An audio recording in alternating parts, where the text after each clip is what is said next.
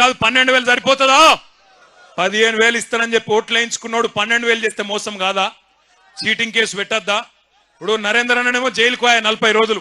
కానీ ఒకటి యాద పెట్టుకోండి, నరేంద్ర అన్ననేమో జైలుకు పోయింది రైతుల కోసం, రైతుల భూములు కాపాడేందుకోసం, గిరిజన బిడ్డల కోసం, దళిత బిడ్డల కోసం, బీసీ బిడ్డల కోసం, మీ భూముల కోసం. రేవంత్ రెడ్డి లెక్క 50 లక్షల రూపాయలు ఎమ్మెల్యేలను కొన్నతందుకు పోయి దొరికిపోయి దొంగ పని చేసి జైలుకు పోలే పట్నం నరేందర్ రెడ్డి.